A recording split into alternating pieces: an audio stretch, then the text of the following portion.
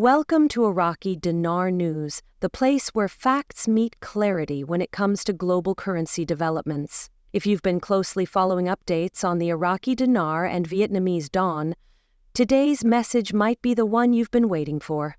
A significant breakthrough has just emerged. A newly confirmed list of banks authorized to handle upcoming currency exchanges. This isn't speculation, it's an official step forward that may directly affect how and where you'll be able to complete your exchange. For a long time, those invested in IQD and VND have been circling through online hearsay, endless speculation, and confusing guidance. But this time, there's a tangible shift. Based on verified coordination between officials, the Central Bank of Iraq, and global banking authorities, only a select number of financial institutions are being permitted to manage exchange transactions. That's right, this won't be open to every bank. Only those that pass strict international compliance tests, maintain secure tech infrastructure, and exhibit complete transparency have made the cut.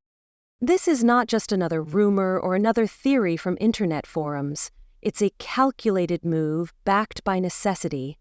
Iraq's long-standing battle with counterfeit currency, gray market operations, and patchy regulatory enforcement has made this selective approach essential.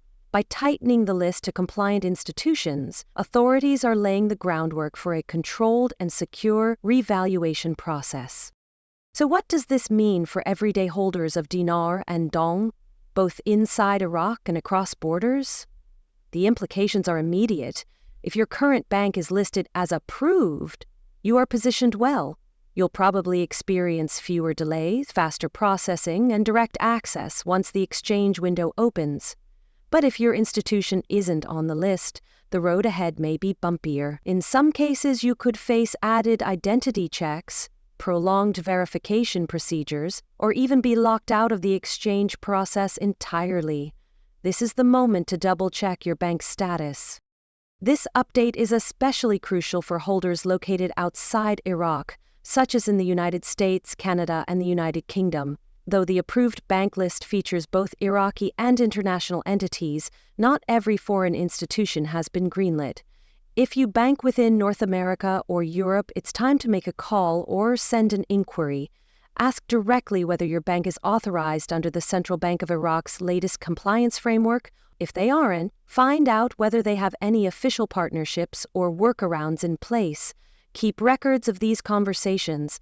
They may prove vital in the near future. Another important element now coming into focus is the possibility of tiered exchange rates. Market insiders are hinting that the rate you receive might depend heavily on which bank you use. Large-scale, pre-approved banks that have integrated smoothly with international systems may offer more attractive exchange rates, particularly for those who act early. If this structure unfolds as expected, the timing and location of your exchange could significantly impact your financial outcome. The key takeaway? Prepare now. Being one step ahead could be the difference between a smooth, profitable exchange and a complicated, delayed process. This is the time to organize essential documents, including proof of purchase for your currency, updated photo identification, and recent banking credentials. If your current financial institution isn't authorized, get ready to pivot quickly to one that is. Reactions inside Iraq are a mixed bag. In cities like Baghdad and Basra, there's growing optimism. Citizens there believe the streamlined list of approved banks signals real progress toward financial order and trust. But in more remote regions where informal exchange methods still prevail, concerns are growing. Many residents fear they'll be excluded unless there's better public outreach. Ensuring mobile banking services and wider education efforts will be critical to preventing rural populations from being left behind. Beyond personal impacts, the limited approval list also has macroeconomic consequences. By restricting exchanges to a vetted group of institutions, Iraq is actively distancing itself from a history of financial disorder. This tighter system strengthens international trust and signals to investors that the nation is serious about cleaning up its financial reputation. In the bigger picture, this could lead to greater foreign investment, more infrastructure partnerships, and renewed interest from global markets in Iraq's economic future. He also tells the world that Iraq is done tolerating confusion and chaos in its financial environment. The message from the central bank is clear. Any future revaluation will be highly organized, closely tracked, and fully regulated. No more guesswork, no backdoors, only secure, verified transactions under official oversight. Now, what steps should you be taking? Start by contacting your bank. Ask if it's on the newly issued approval list. If it isn't, find out if there are any affiliated or cooperative institutions that can assist you when the exchange window opens. Then, begin collecting your documents, proof of your dinar or dong purchases, valid ID, and banking records. Stay proactive and have a contingency plan in place. As we approach a turning point in this long-anticipated process, another risk emerges: fraud. Expect to see a rise in scams, imitation websites, and unauthorized agents making big promises. With only a handful of banks officially permitted to conduct these exchanges, bad actors are sure to seize the moment. Stay alert. Don't hand over sensitive information to any unverified third party. And remember, if a deal sounds too perfect, it likely isn't real. Everything we've discussed points to one key truth: the best results will go to those who are fully prepared. When the doors open, only those who are working through clean, compliant channels will benefit. Picking up where we left off, there's another layer of urgency building around this shift: the possible timing of revaluation events. While no official revaluation date has been announced, several signals suggest we are entering the final phase of groundwork. Financial insiders and international analysts point to increasing coordination between Iraq's monetary authorities and foreign banking regulators. These are the kinds of pre-launch moves that typically precede a major monetary shift. A critical development involves cross-border banking integrations, which are now being tested quietly behind the scenes. Secure transaction protocols, identity verification software, and real-time exchange networks are reportedly in place at selected institutions. This back-end preparation suggests that once a public revaluation announcement is made, the systems needed to support it will be activated within hours, not days or weeks. That's how tightly orchestrated this rollout may be. Additionally, within U.S. policy circles, there is renewed attention on foreign currency holdings, especially the IQD and VND. This comes at a time when former President Trump continues to speak about restoring American economic influence abroad and backing global financial reforms. While he hasn't made any direct mention of the dinar, many in the financial community believe his broader agenda supports environments that allow such currencies to re-enter the global stage. If his influence continues to grow among international markets and economic players, it could indirectly add momentum to Iraq's position.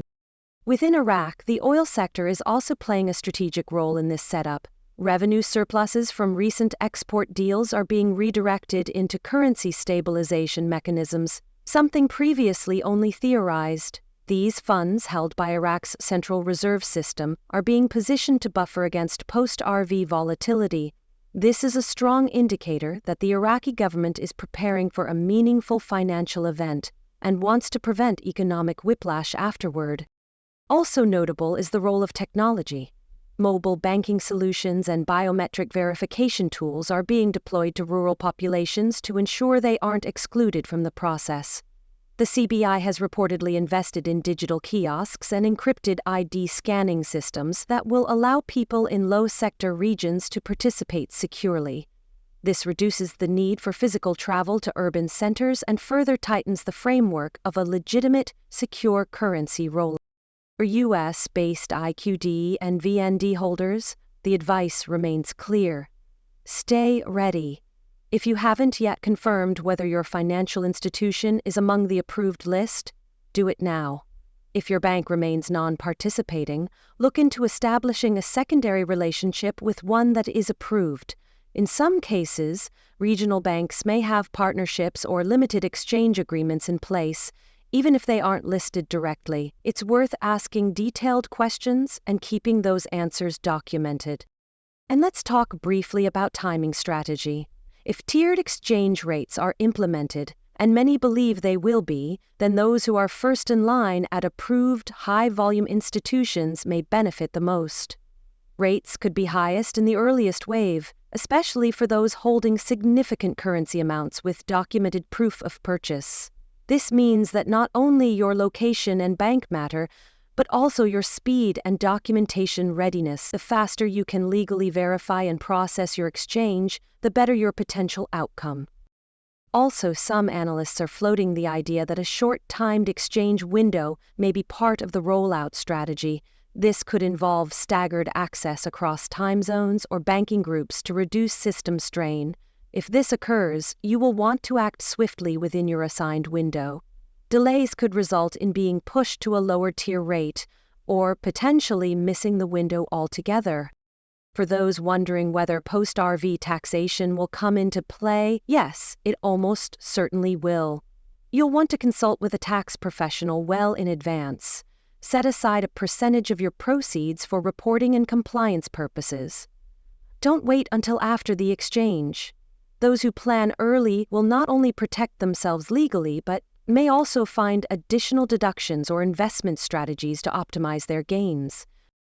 In the meantime, avoid falling for private exchange offers or underground deals. These are likely traps. As more individuals learn about the limited list of banks, scammers will increase their pressure campaigns. You may see emails, websites, or even phone calls promising better rates through backdoor options.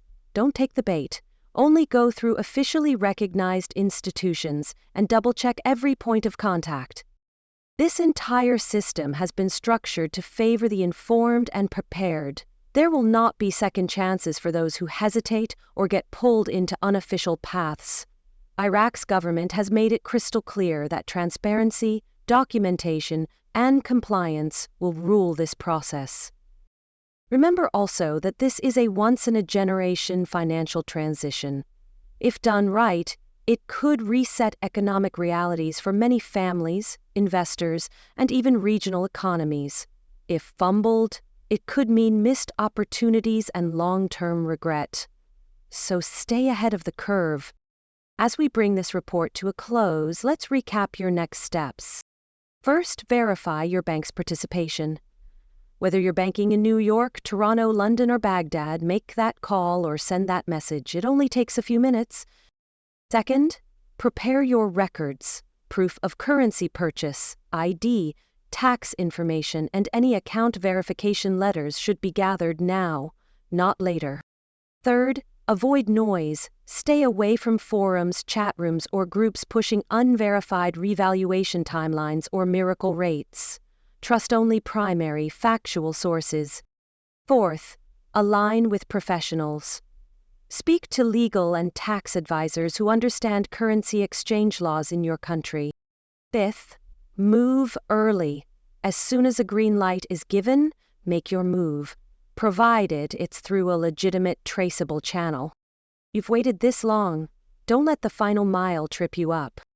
We'll continue bringing you reliable, fact-based coverage here at Iraqi Dinar News. If you found this two-part update helpful, subscribe and turn on alerts so you never miss a critical development.